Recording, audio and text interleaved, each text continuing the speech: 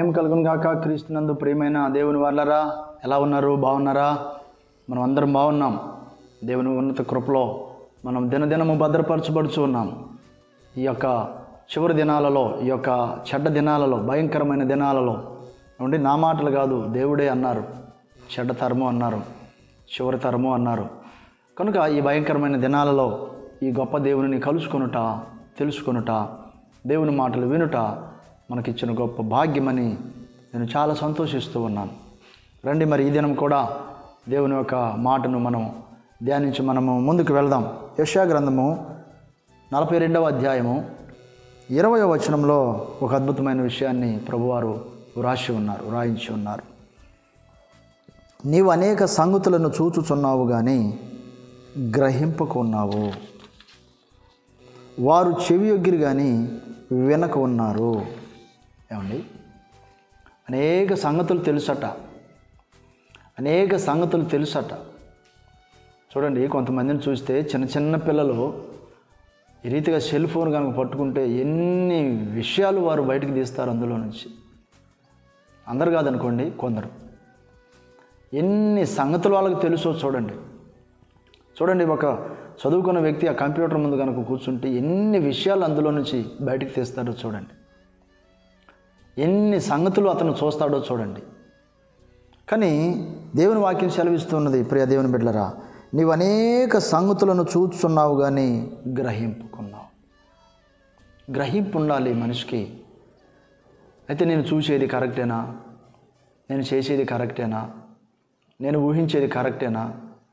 అంటే ఇంకా ఇక్కడ ఒక మాట అండి, తను చూసేది తనకు కరెక్ట్గానే ఉంటుంది కొందరికి, తను చేసేది తను కరెక్ట్గానే ఉంటుంది కొందరికి. అయితే దేవుని వాక్యం సెలవిస్తూ ఉన్నది, వాని యొక్క కరెక్ట్ అయిన మార్గం అని నాశనానికి నడిపిస్తుంది అని. అయితే దేవుని మాటల ప్రక్కన నీకు వచ్చిన ఆలోచనలు కనుక పెడితే అప్పుడు కరెక్టా లేదా? నీకు వచ్చిన ఊహ ఉద్దేశాలు తలంపులను దేవుని వాక్యపు ప్రక్కన, దేవుని వాక్యపు అనే అద్దములో నుండి చూసినప్పుడు అది కరెక్టా లేదా అని అర్థమవుతుంది. గ్రహిస్తున్నావా? తన దృష్టికి తాను నీతిమంతుడుగానే కనబడతాడట అనేకులు.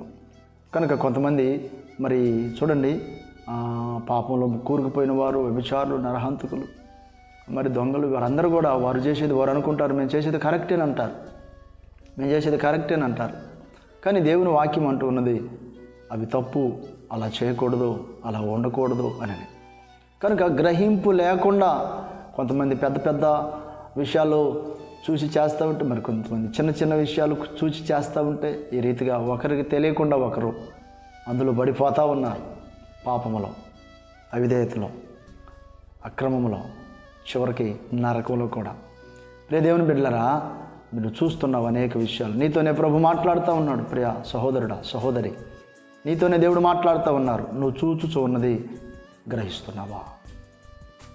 నువ్వు వింటున్న మాటని గ్రహిస్తూ ఉన్నావా?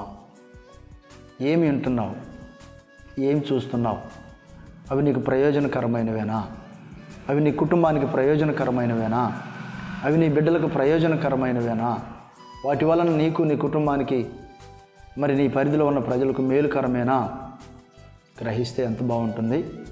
ఈ దేవుడు గ్రహింపునిచ్చే దేవుడని మనం ఈ దినాల్లో నేర్చుకుంటూ ఉన్నాం. ప్రియ దేవుని ప్రజలారా, దేవుడు చాలా మంచివారై ఉన్నారు. దేవుని యొక్క ఉన్నతమైన కృప, గ్రహింపు శక్తిని నీకు అనుగ్రహించునుగాక.